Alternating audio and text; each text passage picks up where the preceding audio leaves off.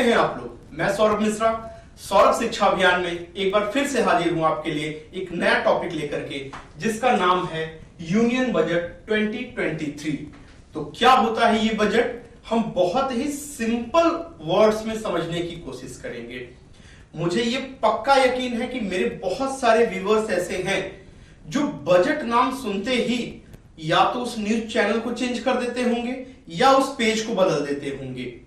क्यों? क्योंकि उन्हें बजट बहुत कॉम्प्लेक्स लगता है, बहुत ज्यादा टिपिकल लगता है।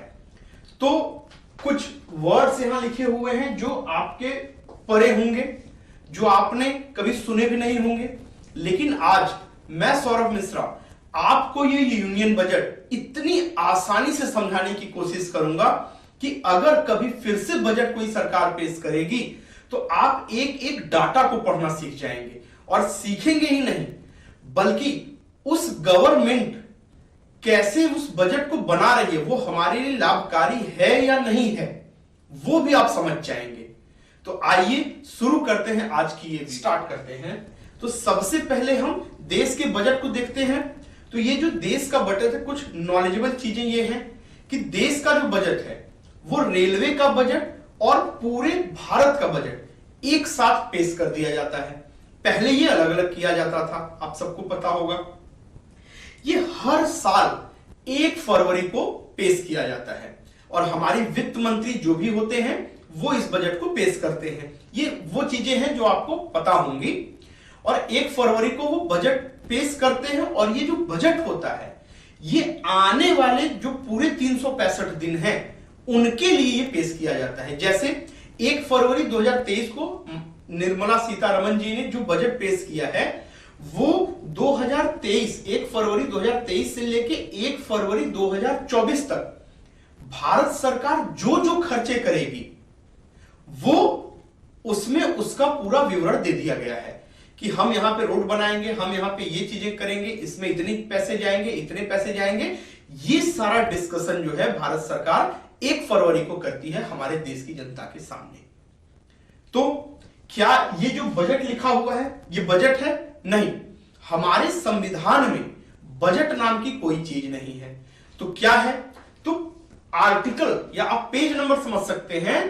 तो जो 112वें नंबर आर्टिकल पे जो चीज लिखी हुई है वो लिखी हुई है क्या? Annual financial statement.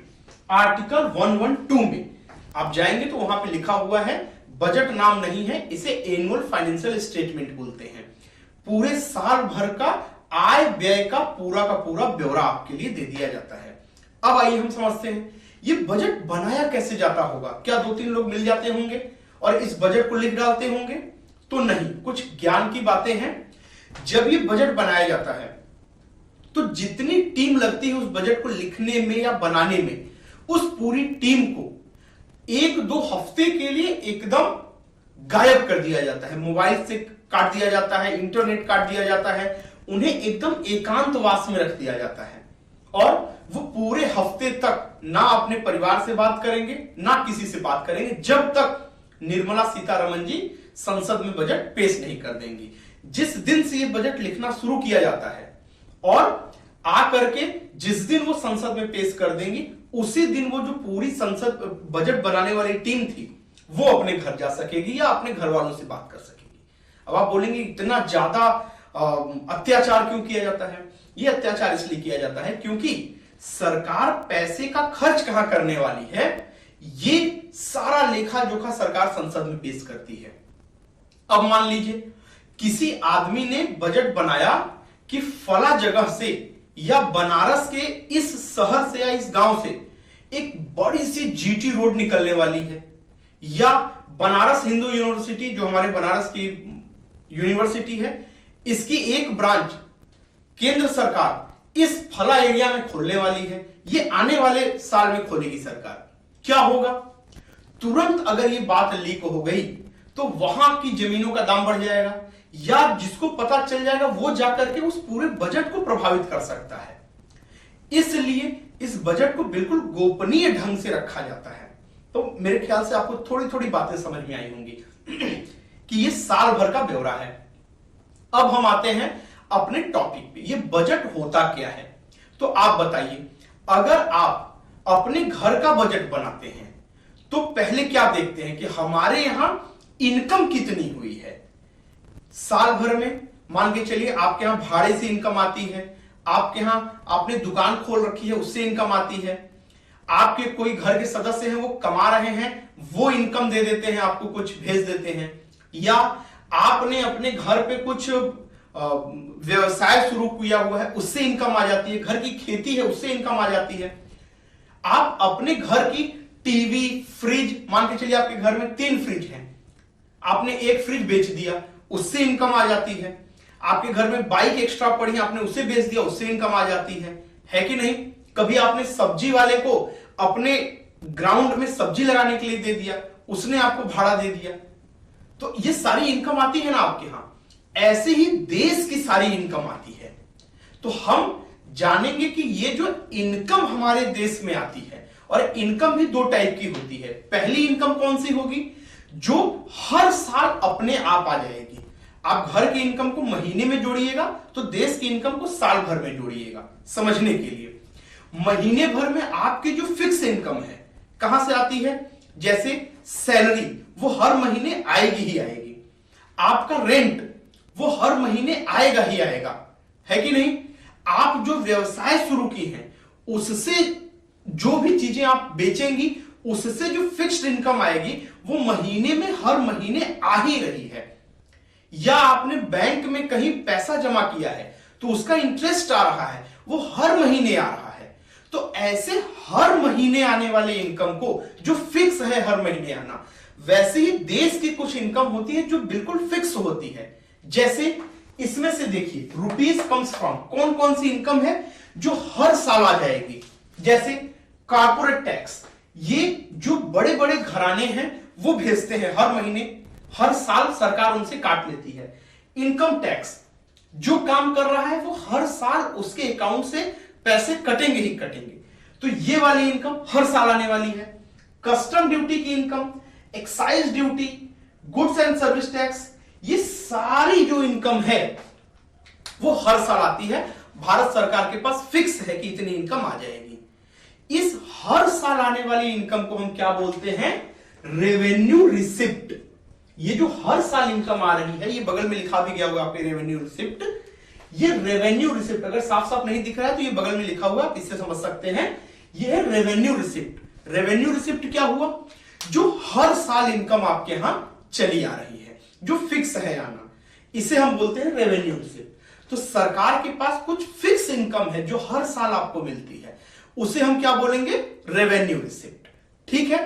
सेकंड जो इनकम होगी भारत सरकार की या आपके घर की इनकम कैसी होगी, ये तो महीने की इनकम फिक्स थी, रेवेन्यू रिसिप्ट जैसे मैंने बोला। अब मैं बोलता हूं ऐसी इनकम जो एक बार आएगी फिर हर महीने नहीं आएगी। जैसे आपके घर में मान के चलिए बाइक रखी है, पुरानी हो गई है, आपने बेच दिया, उससे 25,000 रुपया आ गया आपके घर में। अब तो दोबारा नहीं आएगी वो बाइक, या वो पैसा फिर आएगा नहीं, लेकिन उस महीने में बढ़ गया कि नहीं आपका बजट, 25,000 रुपया प्लस हुआ। ठीक है। आपने घर में कोई सामान रखा हुआ है, ओला पे आप OLX पे बेच दिया, वो एक बार इनकम आ गई, वो एक बार जो इनकम आई वो दोबारा फिर अब नहीं आएगी, लेकिन उस महीने आपका इनकम बढ़ गया, वो हो सकता है अगले महीने ना बढ़े। उसी तरीके से सरकार के पास भी कुछ चीजें सेल करके आने वाली इनकम होती है, जिसे हम क्या बोलते हैं, कैपिटल रिसिप्ट। इसे हम बोलते हैं कैपिटल रिसिप्ट। 2 टाइप की इनकम थी, एक फिक्स आने वाली और एक हर महीने ना आकर के एक बार आने वाली इनकम। हर महीने आने वाली रेवेन्यू रिसिप्ट, और महीने में कभी कोई चीज सेल कर दिए, मिल गई, उसे कैपिटल रिसिप्ट। तो सरकार की इनकम कहां से होती है, जैसे सरकार ने LIC चल रही है, वो सरकारी कंपनी है, थोड़ा सा उसका शेयर बेच दिया, एक बार वो इनकम आ गई, दोबारा तो बेचेगी नहीं, वो इनकम आ गई। रेलवे में मान के चलिए कुछ हिस्सेदारी बेच दी सरकार ने कि ये जो आपका रेलवे स्टेशन है ये कोई प्राइवेट कंपनी चलाती है, तो वो एक बार दे दी उसे इनकम। या प्रधानमंत्री को, हमारे PM को कुछ गिफ्ट्स मिले हुए थे, उनको एक बार में एग्जीबिशन में सेल कर दिया, वो इनकम आ गई। बहुत सारी ऐसे इनकम है, आप चेक कर लीजिएगा, वो इनकम एक बार आती है भारत सरकार के पास, उसे बोलते हैं कैपिटल रिसिप्ट। रिसिप्ट का मतलब हुआ इनकम। मेरे ख्याल से समझ में आ रहा होगा। अब हम आते हैं revenue expenditure and capital expenditure पे।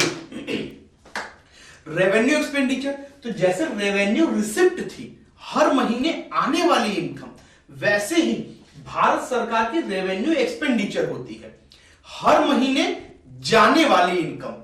अब जाने वाली इनकम का क्या मतलब हुआ? जैसे आपने घर पे देखा तो हर महीने जो रेंट आता था, हो सकता है आपको दूध का हर महीने पेमेंट करना हो, बिजली का पेमेंट हर महीने करना हो, आपको हर महीने किसी को इंटरेस्ट पेमेंट करना हो, आपने लोन लिया हो, तो वो हर महीने जाएगी, वो फिक्स है जाना। इस वाले इनकम को, इस वाले एक्सपेंडिचर को हम क्या बोलते हैं? एक्सपेंडिचर मतलब खर्चा, व्यय। इस वाले खर्चे को हम क्या बोलेंगे? रेवेन्यू एक्सपेंडिचर, जो हर महीने जाना फिक्स है। घर में भी हर महीने जाता है, वैसे ही देश में भी हर महीने कुछ एक्सपेंडिचर, कुछ खर्चे देश के हर साल फिक्स है कि होंगे। जैसे कौन से खर्चे? जैसे सेंट्रली स्पॉन्सर्ड स्कीम, लिखा होगा सेंट्रली स्पॉन्सर्ड स्कीम। भारत सरकार ने मनरेगा चला रखा है, भारत सरकार ने 5 किलो अनाज देने के लिए रख दिया हुआ है, भारत सरकार ने बहुत सारी सब्सिडी दे रखी है, गैस पे सब्सिडी दे रखी है, छूट यूरिया पे दे रखी है। तो ये जो सब्सिडी, ये जो सेंट्रल स्पॉन्सर्ड स्कीम है, उसमें भारत सरकार का पैसा फिक्स है कि इतना चला जाएगा। इसे हम क्या बोलेंगे? Revenue expenditure. कई यहां पे रेवेन्यू एक्सपेंडिचर है, पैसे जाते कहां है वो भी आपको मैं बताऊंगा। दूसरा जो है वो है कैपिटल एक्सपेंडिचर। कैपिटल एक्सपेंडिचर का सिंपल सा मतलब, जैसे कैपिटल रिसिप्ट थी, एक बार आने वाली इनकम, वैसे ही है कैपिटल एक्सपेंडिचर।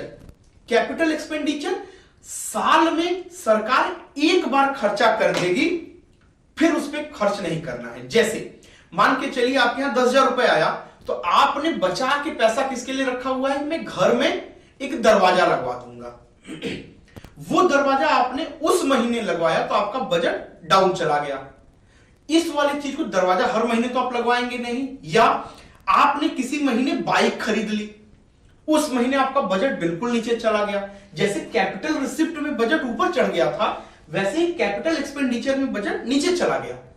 तो बजट जब नीचे गया तो ठीक है, लेकिन वो एक चीज आ गई आपके घर में, अब वो हर महीने नहीं आएगी। एक बार जब सरकार खर्च करती है, इसे बोलते हैं कैपिटल एक्सपेंडिचर। जैसे सरकार ने कोई बड़ी सी यूनिवर्सिटी बना दी, वो एक बार बनाएगी, फिर तो बनाएगी नहीं। सरकार ने कोई हॉस्पिटल बना दिया, कोई एम्स बना दिया, या कोई नेशनल हाईवे को काफी चौड़ा कर दिया, वो एक बार करेगा, हर साल तो सरकार करेगी नहीं। तो इसे हम बोलेंगे कैपिटल एक्सपेंडिचर, जो सरकार एक बार खर्च कर देती है और फिर जीवन भर उसे यूज करती है। हॉस्पिटल बना के, कोई पोर्ट बना करके, कोई किसी भी चीज को बना करके जब यूज करती है, उसे हम बोलते हैं कैपिटल एक्सपेंडिचर। सिंपल सी लैंग्वेज में आप समझ लीजिए कि कैपिटल एक्सपेंडिचर सरकार जितना ज्यादा करेगी, उतना भविष्य में ग्रोथ होगा। क्यों कैपिटल एक्सपेंडिचर? क्यों? अगर सरकार कोई ऐसी चीज बना रही, हॉस्पिटल, पोर्ट, रेलवे का कोई विकास हो रहा है, या कोई नेशनल हाईवे बन रहा है, ये एक बार बनेगी, लेकिन वो देश के लिए फायदेमंद होता है। तो कैपिटल एक्सपेंडिचर में कोई सरकार जितना ज्यादा खर्च करेगी, जो लॉन्ग टाइम ग्रोथ है वो उतना ज्यादा बढ़ जाती है सरकार की। समझ रहे हैं बात को? अब हम आते हैं नेक्स्ट टॉपिक पे। तो हमको या भारत सरकार को ये पैसे आते कहां कहां से हैं? मतलब आपके पास तो ढेर सारे ऑप्शन थे, किराया वसूल रहे थे, घर से आ रहा था, सैलरी आ रही थी। भारत सरकार के पास पैसे कहां से आते हैं? तो पढ़िए, रुपीज कम्स फ्रॉम, रुपीज आते कहां से भारत की सरकार के पास? पहला है 15 पैसे। अगर 1 रुपए में मानूं तो उसमें से 15 पैसे कारपोरेट टैक्स से आते हैं। कारपोरेट टैक्स का मतलब जो बड़े बड़े घराने हैं, अंबानी, अडानी, मित्तल, रतन टाटा, इन टाइप के लोग जो हैं, ये पैसा पेमेंट करते हैं टैक्स। इनकी जब कंपनी बढ़ती है तो ये कॉर्पोरेट टैक्स पे करते हैं, इसे हम बोलते हैं कॉर्पोरेट टैक्स। इनकम टैक्स, इससे तो हर एक नौकरी वाला परिचित होगा कि इनकम टैक्स, जो भी लोग नौकरी कर रहे हैं, साल भर के 1 महीने की सैलरी सरकार ऐसे गर्दन पकड़ के खींच लेती है, हलक में हाथ डाल के निकाल लेती है। अगर आप नहीं भी देना चाहेंगे तो सरकार अपने आप लगा निकाल लेगी, क्योंकि सरकार को पता है कि आपकी इनकम कितनी है। कोई भी सरकार होगी, उसे पता है कि आपकी इनकम कितनी है, वो एक महीने आपको सैलरी नहीं देगी, आपके हिसाब से जितना उनका डिडक्शन होगा वो अपना डिडक्ट करके रख लेगी। Income tax. कस्टम टैक्स, बाहर से जो भी चीजें हमारे भारत देश में आती हैं विदेशी, उन्हें पोर्ट पर या एयरपोर्ट पर कस्टम टैक्स देना पड़ता है। कुछ बाहर से टैक्स लगाती है सरकार, तो उससे 4 पैसा मिल जाता है सरकार को 1 रुपए में। यूनियन एक्साइज ड्यूटी, जो भी केंद्र सरकार एक्साइज ड्यूटी लगाती है, जैसे राज्य सरकार अल्कोहल पे लगाती है, वैसे ही यूनियन जो देश की सरकार है वो कुछ एक्साइज ड्यूटी लगाती है। गुड्स एंड सर्विस टैक्सेस, जो जीएसटी है आपका, इससे सरकार को 17 पैसे का कलेक्शन हुआ है इस बार। काफी थोड़ा सा इस बार की जो जीएसटी की इनकम थी वो सरकार की बढ़ी है। नॉन टैक्स रेवेन्यू, नॉन डेब्ट capital receipt and borrowing other liabilities. अब ये बोरोइंग क्या है? ये जो बोरोइंग है ये होता है उधार लेना। सरकार जब, अभी मैं आपको समझाऊंगा कि सरकार हमेशा, ये जो शब्द आप देख रहे हैं फिस्कल डेफिसिट, ये फिस्कल डेफिसिट काफी सुना होगा आपने। फिस्कल डेफिसिट कुछ और नहीं है, जब सरकार का खर्चा ज्यादा हो जाता है, एक्सपेंडिचर ज्यादा हो जाता है और इनकम या रेवेन्यू सरकार की कम रहती है, तो सरकार को घाटा होता है। मतलब आपकी इनकम है 10,000 रुपए और खर्चा है आपका 15,000 रुपए, तो यही जो 5,000 रुपए आपका खर्चा, आमदनी अठन्नी, खर्चा रुपया, तो अगर 1 रुपया का खर्चा है और आमदनी अठन्नी है, तो यही जो 50 पैसे का गैप है, इसे ही हम बोलते हैं फिस्कल डेफिसिट। अब आप बोलेंगे कि हर सरकार, आप जब भी देखेंगे तो फिस्कल डेफिसिट हमेशा सरकार का रहेगा, इनकम कम रहेगी, एक्सपेंडिचर ज्यादा रहेगा। क्यों? सरकार कमा कम रही है, खर्चा ज्यादा कर रही है, तो ये हर सरकारें करती हैं। क्यों? क्योंकि सरकार कोई कंपनी नहीं है कि सरकार ज्यादा इनकम करेगी, खर्च कम करेगी। तो क्योंकि ये जन सेवा है ना, तो आप ये जन सेवा करने के लिए सरकार लगी है, इसलिए सरकार आपको दिखाएगी कि खर्चा देखिए मैं बहुत ज्यादा कर देता हूं, इनकम भले कम हो मेरे पास, ताकि इन्हें ये टैग नहीं चाहिए, किसी भी सरकार को नहीं चाहिए, इवन इंडिया के नहीं, अमेरिका, चाइना, सब लोग अपना एक्सपेंडिचर ज्यादा दिखाते हैं, इनकम कम दिखाते हैं, क्योंकि ये सरकार है, ये जनता की सेवा के लिए लगी है। और अगर जनता से वसूले ज्यादा और खर्च कम करे तो प्रॉफिट में रहेगी, और कभी भी कोई सरकार प्रॉफिट में नहीं रहना चाहती। क्यों? क्योंकि ये जन सेवा है। जन सेवा में सेवा करने वाला हमेशा नीचे रहता है, उसका घाटा ही हमेशा होता है। तो यहां पे सरकारें भी यही दिखाती हैं कि मेरा फिस्कल डेफिसिट बढ़ा हुआ है, मेरे घाटे में हम जा रहे हैं, खर्च ज्यादा कर दे रहे हैं जनता के ऊपर, इनकम भले कम है मेरे पास। ये सारी चीजें हैं, आपने ये देख लिया। अब अगर फिस्कल डेफिसिट बढ़ जाता है, मतलब खर्चा ज्यादा हो जाता है, इनकम कम है, तो खर्चा हुआ कैसे ज्यादा? सरकार ने खर्चा किया कैसे? अगर 10,000 इंकम है तो ये 5,000 का गैप कैसे आ गया? तो सरकार विदेशों से लोन ले लेती है। लोन का मतलब वहां के लोन 1%, 2%, 0.5% पे मिल जाते हैं।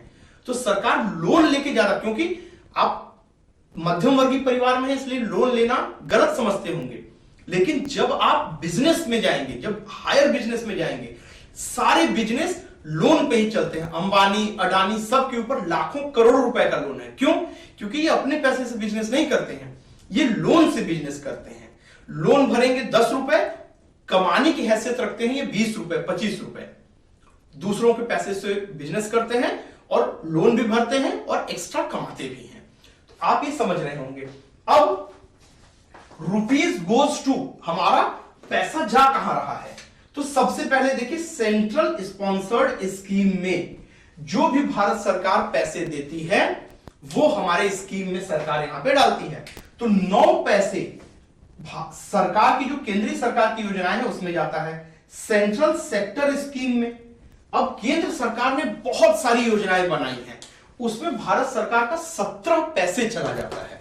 मतलब 100 रुपए अगर कमा रही है तो 17 रुपए केवल इन स्कीमों में डाल देती है। ये कौन सी स्कीमें हैं? रेवेन्यू एक्सपेंडिचर की स्कीमें हैं। अगर कोई सरकार रेवेन्यू एक्सपेंडिचर को बढ़ा रही है, इसका मतलब वो शॉर्ट टाइम में मुनाफा कमाना चाहती है, मतलब लोगों को लाभ देकर के तुरंत पाना चाहती है। लेकिन अगर कोई सरकार कैपिटल एक्सपेंडिचर में बढ़ा रही है और रेवेन्यू एक्सपेंडिचर घटा रही है, इसका मतलब वो सरकार लॉन्ग टाइम के हिसाब से चलना चाहती है, वो देश को मजबूत बना रही है। हालांकि ये भी हमारे लिए जरूरी है क्योंकि हम मध्यम विकासशील देशों में हैं, लेकिन कोई सरकार इस पे जरूर ध्यान देना चाहिए। कैपिटल एक्सपेंडिचर जितना बढ़ेगा हमारी सरकार का, हमारे देश की ग्रोथ उतनी ही होगी।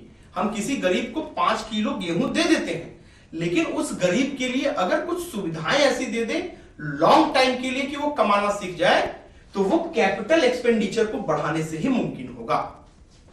आइए, इंटरेस्ट पेमेंट, मैंने आपको बताया जो 20 पैसे है वो भारत सरकार इंटरेस्ट पेमेंट पे दे देती है। यहां पे आप देखेंगे तो भारत सरकार बोरोइंग कर रही है 34 पैसे, 34 पैसे, और इंटरेस्ट कितना पे कर रही है 20 पैसे। 14 पैसे का वो क्या कर रही है, प्रॉफिट पा रही है उसमें लोन दे करके। अब इंटरेस्ट जा रहा है यहां पे 20 पैसे। डिफेंस पे देखिए, सबसे मेन इंपॉर्टेंट चीज है ये डिफेंस, अभी जिसके लिए इतना बवाल था। 8 पैसे ही केवल डिफेंस पे खर्च हो रहे हैं, 100 पैसे में से 8 पैसे खर्च हो रहे हैं। वो भी 8 पैसे में से 5 से 6 पैसे केवल सैलरी और पेंशन पे चले जाते हैं। भारत सरकार ने इसीलिए ये जो अग्निवीर योजना थी कि हम जितने लोगों को रख रहे हैं उनको 60 साल तक हमें पेंशन देनी पड़ रही है, हमें सैलरी देनी पड़ रही है, और अगर हम कम समय के लिए रखते हैं तो लोगों को आप जो पेमेंट है उसे अच्छा खासा पेमेंट करके हटा सकते हैं, उसके बाद फिर वो अपने किसी काम धंधे में लग सकते हैं, प्लस वो एजुकेटेड होंगे, अनुशासन में रहेंगे। खैर उस पर आपको नहीं जाना है, वीडियो बहुत लंबी हो जाएगी। आप इस पे देखिए, ये सब्सिडी क्या है, जो छूट देती है 7 पैसे आपके सब्सिडी पे भारत सरकार दे देती है। मतलब अगर सिलेंडर ले रहे हैं, यूरिया ले रहे हैं, कोई भी चीज ले रहे हैं, इलेक्ट्रिक व्हीकल ले रहे हैं, तो सब में सब्सिडी देती है सरकार। ये भी देश की ग्रोथ के लिए है, ताकि लोगों का जो इनकम है वो चलती रहे। भारत सरकार सब्सिडी दे देती है, उस पे भी 7 पैसे भारत सरकार की चले जाते हैं। उसके बाद आता है ये फाइनेंस कमीशन। फाइनेंस कमीशन का मतलब सीधा सा मतलब है कि फाइनेंस कमीशन बनता है जो टैक्स आता है उसे राज्य सरकारों में और केंद्र सरकार में बांट देता है, इसका यही काम है। तो 9 पैसे भारत सरकार राज्यों को बांट देती है। वैसे ही स्टेट शेयर है ये 18 पैसे का, जीएसटी लगाता है, उसमें कुछ स्टेट के पास जाता है, कुछ यूपी गवर्नमेंट या एमपी गवर्नमेंट के पास जाता है, वो है 18%। पेंशन, ये जो सरकारी लोगों को पेंशन देती है उस पर 4 पैसे काटती है सरकार। सरकार ने पेंशन लोगों की अब धीरे धीरे बंद कर दी है, क्यों, उसे 4 पैसे बचाना है। लेकिन 60 साल के बाद जब कोई आदमी पेंशन पाता है तो वो अपने बल पर चलता है। सरकार को इसके बारे में सोचना चाहिए, इस पे ज्यादा बोलने की जरूरत नहीं है, सब जाने। और अदर एक्सपेंडिचर जो है 8 पैसे पे है, और भी तमाम खर्चे हैं, बहुत सारे ऐसे खर्चे हैं जिसपे सरकार 8 पैसे खर्च कर देती है। तो आप ये समझ रहे होंगे कि क्या है बजट, कैसे बनता है बजट, और साल भर 1 फरवरी के बाद से अब ये बजट आके अगले साल तक बनाया जाएगा। बहुत सारी चीजें हैं जिसमें अब सरकार ने क्या किया है, ये जो आपका इनकम टैक्स का स्लैब है इसे बढ़ा करके 7 लाख तक छूट कर दिया, 7.5 लाख तक छूट दिया है, 7,50,000 रुपए तक ये छूट मिल गई है इनकम टैक्स पे। हम केवल और केवल इसी वाले को देख करके किसी भी सरकार को चुन लेते हैं या किसी भी सरकार को गिरा देते हैं।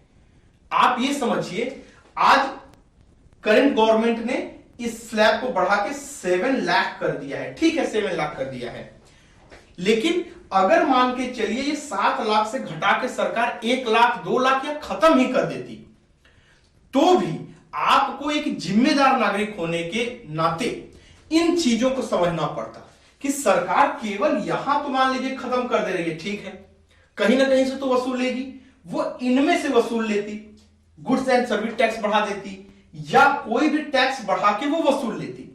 अगर कोई सरकार खर्च इस पे अच्छा कर रही है, इस वाले पे, तो आप समझ लीजिए कैपिटल एक्सपेंडिचर पे अगर सरकार खर्च कर रही है, तो अगर यहां पे सरकार की मजबूरी है घटा देना या टैक्स को ज्यादा कलेक्ट करना और यहां पे खर्च कर रही है, तो कहीं ना कहीं ये आपको लौट के सरकार इसके माध्यम से वापस कर देगी। शिक्षा हमारे लिए बहुत जरूरी है, क्योंकि शिक्षा ही एक ऐसा अस्त्र है जिसके द्वारा आपको बरगलाया नहीं जा सकता, आपको भ्रमित नहीं किया जा सकता, कंफ्यूज नहीं किया जा सकता। क्योंकि पूरे मीडिया में, पूरे न्यूज चैनल में, पूरे अखबार में केवल इसकी धूम मची है। पूरे बजट को छोड़ो, केवल इसे देखो, इनकम टैक्स में कितनी सरकार ने छूट दी। और अगर आप शिक्षित हैं तो आपको इससे कोई मतलब ही नहीं होता। क्यों? क्योंकि सरकार अगर यहां पे छूट नहीं भी दे रही है और आप अगर एक जागरूक नागरिक हैं, एक पढ़े लिखे नागरिक हैं, तो आप पूरे बजट को समझ करके समझ जाते कि वो सरकार अच्छी है या बुरी है। यहां पे छूट मिले ना मिले, इन सब पे छूट मिले ना मिले, लेकिन कहां पे सरकार खर्च कहां कर रही है। सब्सिडी, मान के चलिए सरकार ने सब्सिडी बढ़ा दी, तो क्यों सब्सिडी बढ़ा दी, कहां कहां सरकार पैसे दे रही है, ये भी सारी चीजें हैं आपके पास। ट्रांसपोर्टेशन पे खर्च कर रही है, एग्रीकल्चर पे खर्च कर रही है, डिफेंस पे खर्च कर रही है। सारी डाटा को आप एनालिसिस करने की अगर समझ रखते हैं तो आपको कभी कोई भ्रम में नहीं डाल सकता। दूसरी चीज, इससे कुछ फर्क नहीं पड़ेगा सरकार का इनकम कहां से हो रही है, आपको एक एक पाई पाई का हिसाब सरकार देती है। और आप अगर जागरूक नागरिक हैं तो आप समझ सकते हैं, नहीं तो आप केवल इसके घटने बढ़ने पर ही पूरे देश में अलग दिशा में मोड़ सकते हैं। क्योंकि बहुत सारे ऐसे लोग हैं जो केवल इसी को देखते हैं, उन्हें इन सब से कोई मतलब नहीं, उन्हें इन समझ में भी नहीं आएंगे। लेकिन अगर हमें इन सारी चीजों का ज्ञान है, मैं यही बोलता हूं, मैं 10% बता रहा हूं, बाकी तो आपको पता है। अगर आप इसे समझते हैं, समझने की कोशिश करते हैं, तो बजट आपके लिए, आपके देश के विकास के लिए, आपके विकास के लिए रामबाण साबित होगा। और नहीं तो 1 फरवरी को तो बजट आता ही है, 2 फरवरी से फिर से न्यूज में 3 फरवरी के जो पेपर आएंगे वापस से फिर वही पुरानी खबरें रहेंगी। और आप 1 फरवरी के पेपर को, जो 2 फरवरी को पेपर आएगा, उसे लपेट के रख देंगे, क्योंकि आपको कुछ समझ में नहीं आता। आई होप आपको ये वीडियो अच्छी लगी होगी। अगर ये वीडियो अच्छी लगी हो तो इसे लाइक करें, सब्सक्राइब करें। और बहुत सारे मेरे साथी ऐसे हैं जो वीडियो को पसंद तो कर रहे हैं, देख तो रहे हैं, लेकिन सब्सक्राइब नहीं किए हैं। तो उनसे हाथ जोड़ के निवेदन है कि 2 सेकंड लगेगा, नीचे जो सब्सक्राइब का बटन है, प्लीज उसे सब्सक्राइब कर लें। Thank you so much.